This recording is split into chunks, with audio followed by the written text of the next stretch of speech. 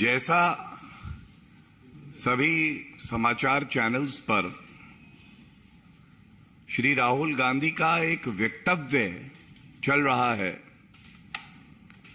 और शब्दशाह पहले मैं उस वक्तव्य को आपके समक्ष रखूंगा। राहुल गांधी कहते हैं चीन के संदर्भ में जो हमारे जवानों को अरुणाचल प्रदेश में पीट रहे हैं, तो सबसे पहले तो मैं एक भारतीय होने के नाते और भारतीय जनता पार्टी की तरफ से बिल्कुल स्पष्ट ये कहना चाहता हूं कि भारत की सेना पर हर भारतीय को गर्व है। हमारा गुरूर है भारतीय सेना। जो जवान सरहद पर चीन की सेना को डटकर पीट रहे हैं,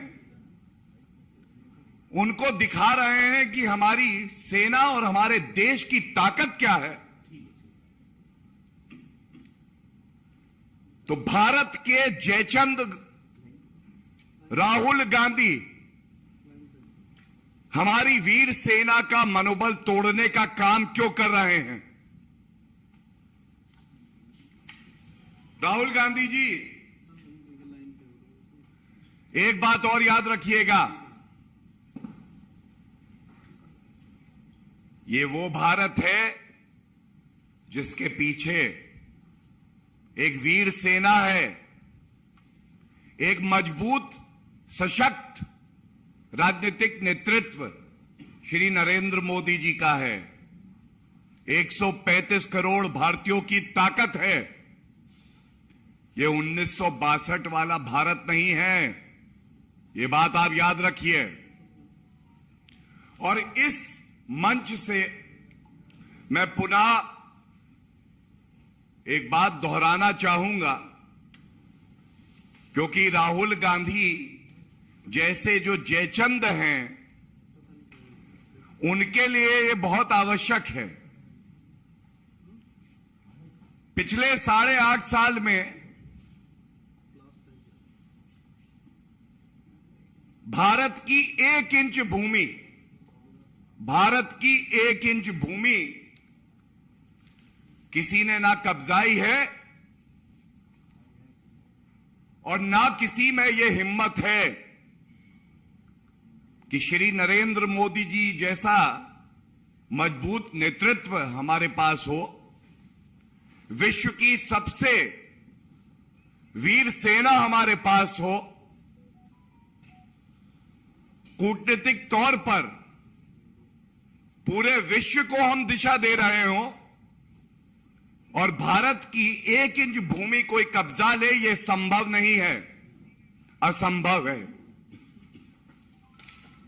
ये कहने के बाद मैं एक बात पे खासा जोर डालूंगा। जब जब हमारी वीर सेना अपना शौर्य, अपना पराक्रम दिखाती है, तो ऐसा क्यों है कि भारतीयों की छाती 56 इंच की हो जाती है, लेकिन दर्द होता है तो हमारे दुश्मन देश को और राहुल गांधी और कांग्रेस पार्टी को।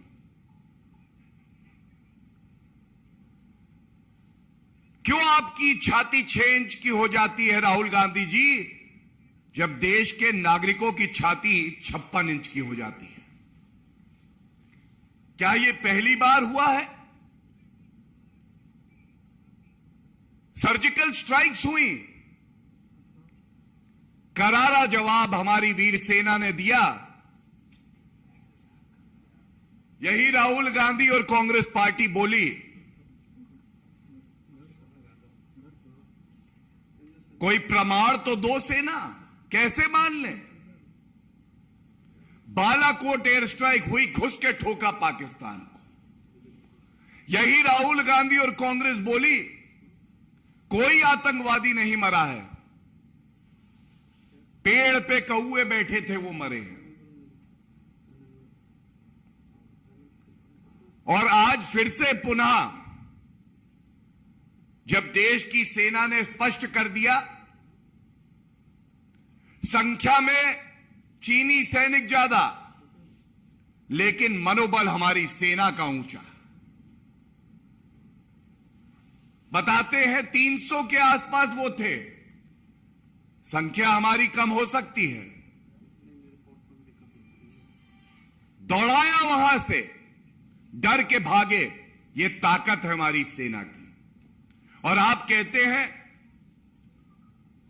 कि हमारे जवान पिट रहे हैं राहुल गांधी। भारत की जीत में आपको दर्द होता है, ऐसा क्यों है? और आपको यह बताना भी आवश्यक है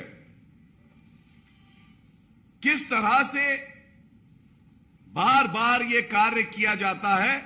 इसीलिए आवश्यकता पड़ी कि देश के सामने सच्चाई रखें और राहुल गांधी का ये जो जयचंद वाला चरित्र है उसको उजागर किया जाए।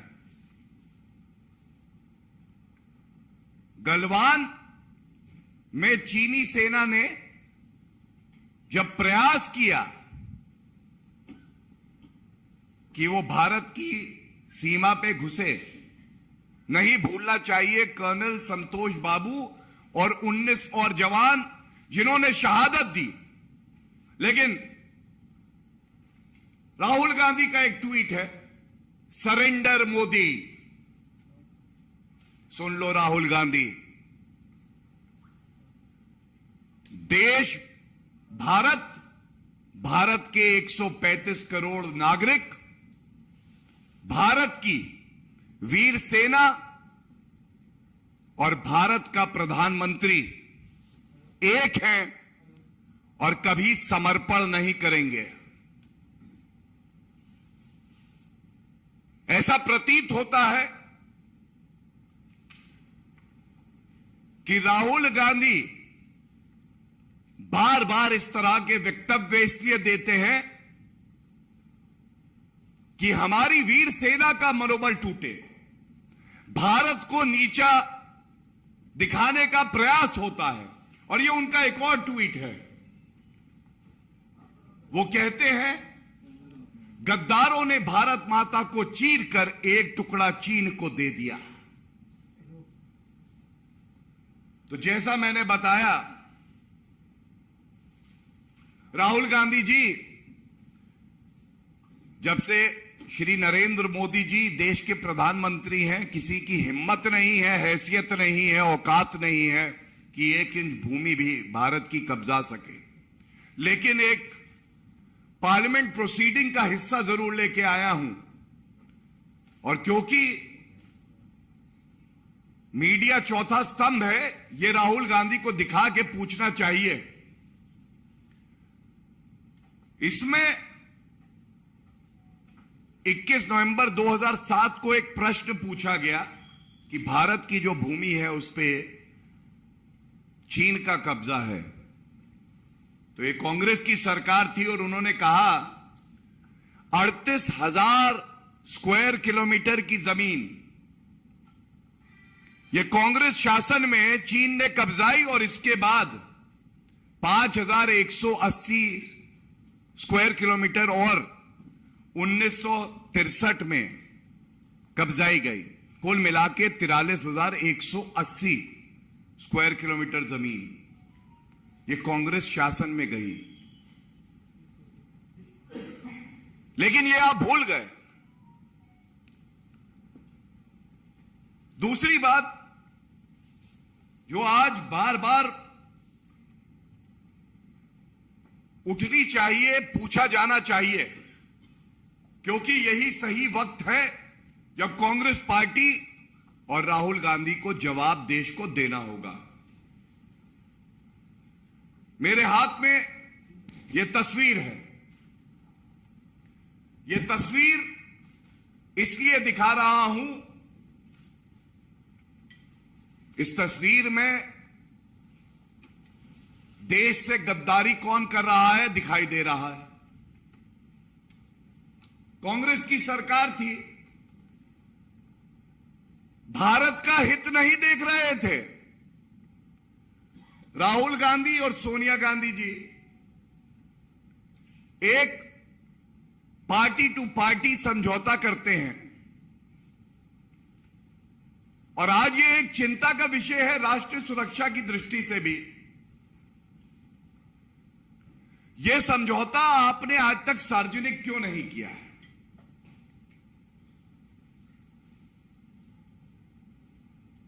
ऐसा प्रतीत होता है कि यह समझौता सार्वजनिक इसलिए नहीं हुआ है, और अगर यह समझौता अभी भी सार्वजनिक नहीं होता तो कांग्रेस पार्टी देश से गद्दारी कर रही है। राहुल गांधी ने गद्दारी की है, और यह प्रतीत हो रहा है कि समझौते में यह स्पष्ट लिखा है, जब जब देश की सेना अपनी वीरता दिखाएगी तो उसका मनोबल तोड़ने का काम कांग्रेस पार्टी और उसके नेता करेंगे। हमारे देश के वीर सैनिक भारत माता की भूमि से बंधे हैं, और राहुल गांधी और गांधी परिवार और कांग्रेस पार्टी इस समझौते से बंधी है। और यह भी प्रतीत होता है कि इस समझौते में यह स्पष्ट होगा कि कांग्रेस पार्टी कभी चीन की निंदा नहीं करेगी, आलोचना करेगी देश के चुने हुए प्रधानमंत्री की, सेना के चीफ को सड़क का गुंडा बुलाएगी, सर्जिकल स्ट्राइक का प्रमाण मांगेगी, बालाकोट एयर स्ट्राइक में कौवे मरे हैं कहेगी, लेकिन चीन की निंदा नहीं करेगी। वो वक्तव्य मैं ढूंढता रहा, पूर्व अध्यक्ष सोनिया गांधी ने कभी चीन की निंदा करी हो, राहुल गांधी ने एक शब्द कहा हो, खड़गे जी ने कभी एक शब्द कहा हो, वो मिल नहीं पाया। लेकिन हां, ये कहते हुए राहुल गांधी को बड़ा गर्व होता है कि समझौता जो मैंने चीन से किया उसका पालन करते हुए मैंने भारत की वीर सेना के लिए कहा हमारे जवान पिट रहे हैं।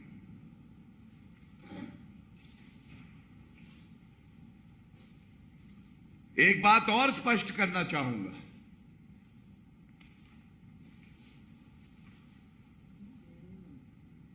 जब जब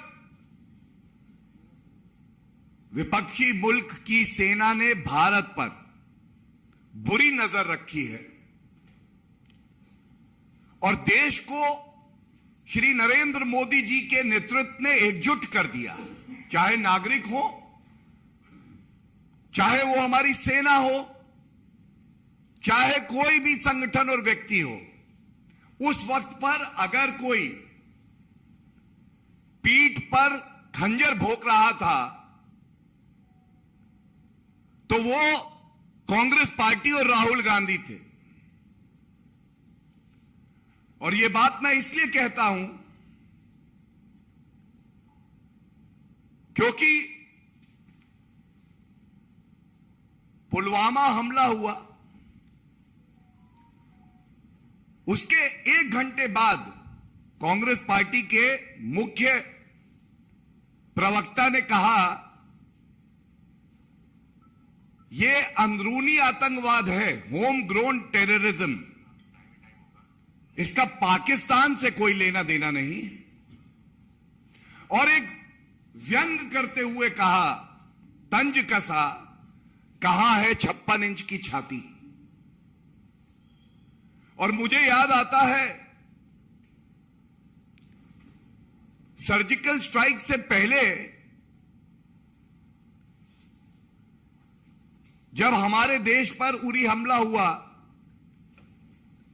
10 दिन के अंदर सर्जिकल स्ट्राइक हुई और पुलवामा के 10 दिन के बाद बालाकोट एयर स्ट्राइक हुई।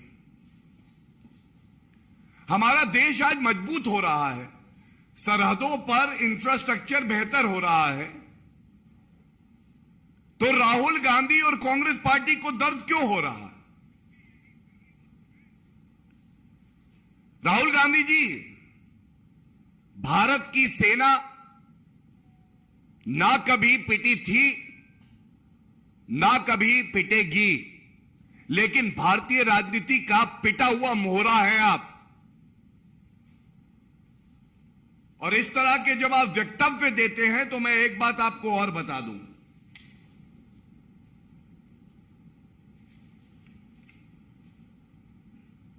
जब कांग्रेस पार्टी की सरकार थी, 6 सितंबर 2013 का यह पार्लियामेंट्री प्रोसीडिंग, तत्कालीन रक्षा मंत्री ए.के. एंटनी का वक्तव्य है हाथ में। इन्होंने पूछे जाने पर कि भाई चीन इंफ्रास्ट्रक्चर डेवलप कर रहा है, भारत क्या कर रहा है? मैं पढ़ना चाहूंगा 6 सितंबर 2013 को क्या नीति थी कांग्रेस पार्टी की। कहा गया ए.के. एंटनी जी द्वारा, the independent India had a policy for many years that the best defence is not to develop the border, undeveloped borders are safer than developed borders. ये इनकी नीति थी कि सरहद पे कुछ बनाओ नहीं, देश सुरक्षित रहेगा। श्री नरेंद्र मोदी जी देश के प्रधानमंत्री बने, बदलाव क्या आया? डीएसडीबीओ ब्रिज, दुर्बक से दौलत बेग ओल्डी तक का 323 किलोमीटर का यह ब्रिज बनकर तैयार हो गया, जो कांग्रेस पार्टी नहीं कर पाई। आप सब जानते हैं, भारत की वायु सेना को लड़ाकू विमान चाहिए थे। 10 साल सत्ता में ये रहे, राफेल नहीं आया। क्यों नहीं आया? कांग्रेस पार्टी और गांधी परिवार बिना कमीशन लिए कोई काम करता ही नहीं है। 2013 के अंत में 14 में ए.के. एंटनी जी बोले, रुपया नहीं है इस वित्त वर्ष में। आज जब लड़ाकू विमान राफेल सरहद पर गड़गड़ाता है तो चीन को पता चलता है कि भारत की सेना कितनी मजबूत है। एक इच्छा शक्ति है, एक स्पष्ट नीति। आज चिनूक, अपाचे, ये हेलीकॉप्टर आए हैं। हमारी सैन्य क्षमता में वृद्धि हुई है। आईएनएस विक्रांत, ये नया भारत है, मोदी जी के नेतृत्व वाला भारत है। अपना पराक्रम, अपना शौर्य हमारी सेना दिखा रही है और उनके साथ सरकार खड़ी, हर नागरिक खड़ा है। एक बात और स्पष्ट बताना बड़ा आवश्यक है। हमारे सैनिक कांग्रेस की सरकार में मांग करते रहे, हमें बुलेट प्रूफ जैकेट दे दो। और जिन सैनिकों के लिए आज राहुल गांधी ने कहा कि वो पिट गए हैं, हमारी वीर सेना वो सेना है जिसको बुलेट प्रूफ जैकेट आपने नहीं दी, लेकिन वीवीआईपी चॉपर आप अपने लिए ला रहे थे। और वो सैनिक कहता था, भारत माता के लिए मैं अपनी जान दे दूंगा, शहीद हो जाऊंगा, आप बुलेट प्रूफ जैकेट दें या ना दें। और आज ये गर्व की बात है, 1,86,000 बुलेट प्रूफ जैकेट जो कांग्रेस के समय में हमारा सैनिक मांगता रहा और नहीं आई, क्योंकि इनकी प्राथमिकता वीवीआईपी चॉपर थे, बुलेट प्रूफ जैकेट नहीं सैनिकों के लिए। आज वो बुलेट प्रूफ जैकेट कोई लाया है तो श्री नरेंद्र मोदी जी की सरकार लाई है। यह सोच का फर्क है। आपके समक्ष ये बात जो रखी है, तथ्यों के आधार पे पार्लियामेंट्री प्रोसीडिंग और तस्वीर दिखा के मैंने रखी, और इसलिए यह आवश्यक है क्योंकि हर भारतीय नागरिक का खून खौलता है जब इस तरह के वक्तव्य राहुल गांधी द्वारा दिए जाते हैं। यह मांग इस मंच से हम लोग करते हैं कि राहुल गांधी को देश से माफी मांगनी चाहिए। यह पाप ऐसा है कि माफी मांगने से भी नहीं धुलेगा, लेकिन माफी मांगेंगे तो कम से कम यह पता चलेगा कि उन्हें अपनी गलती का एहसास है। दूसरी बात, कांग्रेस पार्टी की अध्यक्षा सोनिया गांधी जी थी। एक मां पुत्र से ज्यादा प्यार करे, देश से कम नहीं कार्रवाई कर सकती थी। लेकिन अगर आज कांग्रेस पार्टी देश के साथ खड़ी है, खड़गे जी अध्यक्ष हैं और रिमोट कंट्रोल से नहीं चलाए जाते, तो राहुल गांधी को तुरंत कांग्रेस पार्टी से निष्कासित करें।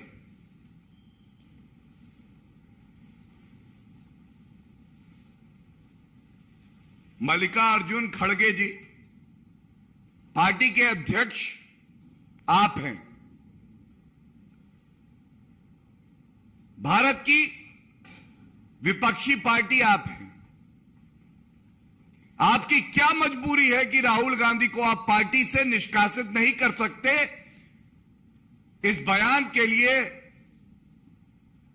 जो भारत को नीचा दिखाता है, जो हमारी सेना का मनोबल तोड़ता है। और अगर ऐसा नहीं करते हैं तो यह माना जाएगा कि यह राहुल गांधी का केवल बयान नहीं है, यह कांग्रेस पार्टी की सोच है। और कांग्रेस पार्टी, हम सब जानते हैं, आज एक राजनीतिक दल कम है और भारत विरोधी गतिविधियों का अड्डा ज्यादा है।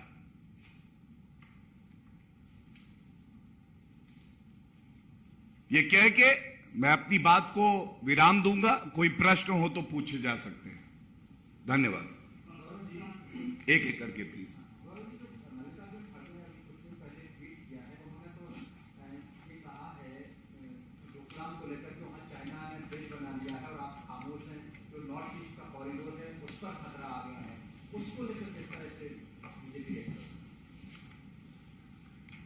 देखिए, बिल्कुल स्पष्ट एक बात कर दूं,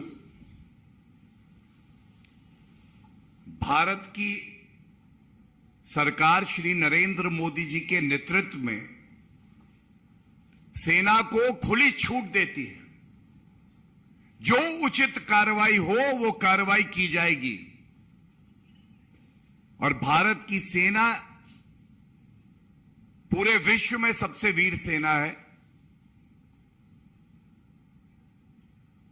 एक मजबूत नेतृत्व, एक वीर सेना, यह सुनिश्चित करती है कि भारत को किसी से कभी कोई खतरा ना हो। लेकिन डोकलाम की क्योंकि आपने बात करी, मैं इतना जरूर कहूंगा, डोकलाम में भी जब भारत की सेना मजबूती से करारा जवाब दे रही थी चीनी सेना को, तब हक्का नूडल्स कौन खा रहा था? टेंट के नीचे छुप छुप के। सब जानते हैं।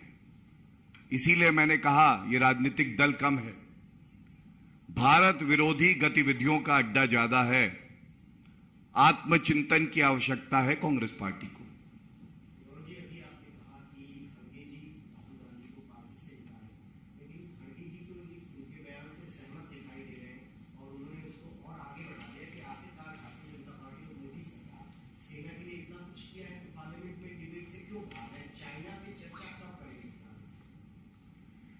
देखिए, ऐसा है कि भारत के नागरिकों को भारत के प्रधानमंत्री, रक्षा मंत्री, गृह मंत्री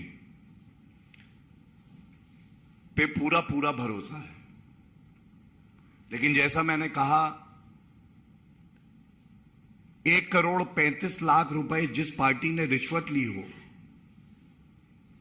जिसने एक MOU party to party sign किया हो, ना वो अपने प्रधानमंत्री पर, ना देश की जनता पर और ना वीर सेना पर भरोसा करेगी। लेकिन एक बात जरूर कहूंगा, रिश्वत ली 1,35,00,000। देश ये जरूर जानना चाहता है, ये रिश्वत ली तो इसके बाद आपने भारत का अहित क्यों किया? और देश की जनसंख्या 1,135 करोड़ है। 135 करोड़ वाला देश अगर हर नागरिक एक एक पैसा दे देता ना, तो भी ये रिश्वत लेने वाली जो पार्टी है, इसकी भूख पूरी हो जाती।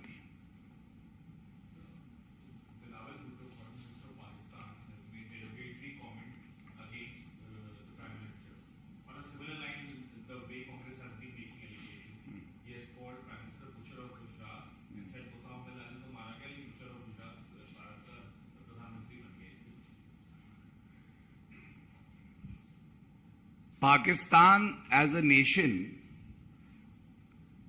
has always brought down these standards on any international forum.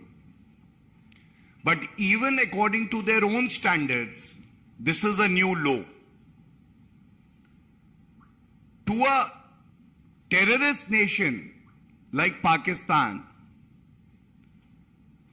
that has more terrorists than doctors and engineers, it is a safe haven for terrorists to use an international fora to spread deceit, lies and propaganda, which is the known feature of Pakistan, is condemnable. And India is strong enough, resilient as a nation, to give a befitting response to Pakistan, even diplomatically.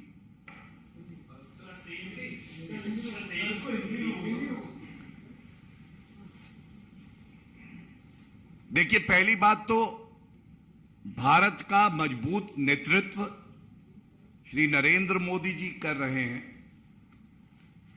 स्वाभाविक है, एक आतंकी मुल्क पाकिस्तान को इससे ईर्ष्या और जलन होती है। जहां एक तरफ पूरे विश्व में भारत को उम्मीद की रोशनी बताया जाता है, श्री नरेंद्र मोदी जी पूरे विश्व को एक दिशा देते हैं। यूके के पूर्व प्रधानमंत्री कहते हैं, one world, one grid, one sun, one Modi. दूसरी तरफ वो पाकिस्तान है जिसके इरादे ही नापाक हैं, जहां 132 UN डेजिग्नेटेड टेररिस्ट पाए जाते हैं। और जब हमारे विदेश मंत्री जयशंकर जी आईना दिखाते हैं कि ओसामा बिन लादेन इस पाकिस्तान में ही पाया गया, तो अपनी सूरत देखकर पाकिस्तान को नफरत अपने से होती है, लेकिन गुस्सा वो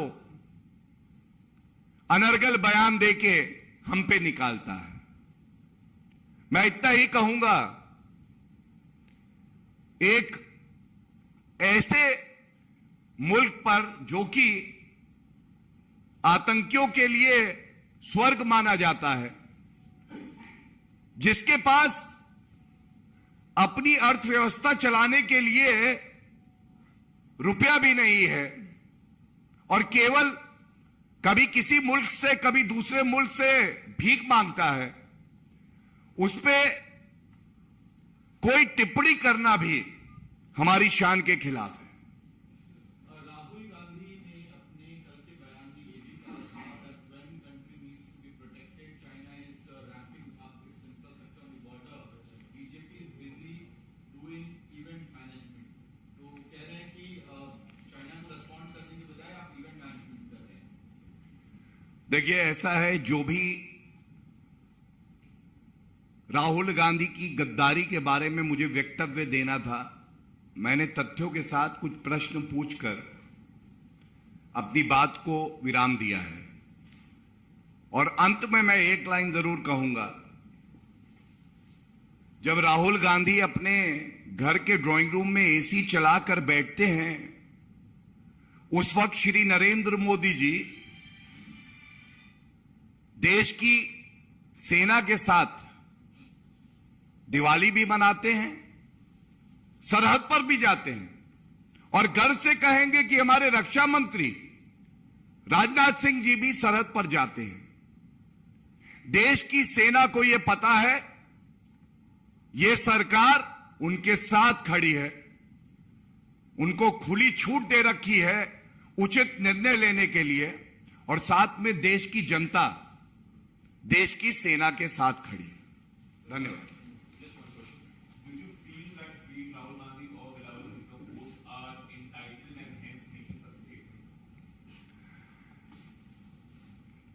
देखिए, मैं इतना ही कहूंगा कि आपने दोनों का नाम एक साथ लिया। सोच जो है यह नकारात्मक है, और कहा जाता है ना, मिल बैठे हैं जुगनू सारे, ऐलान यह है कि आओ सूरज को हटाया जाए।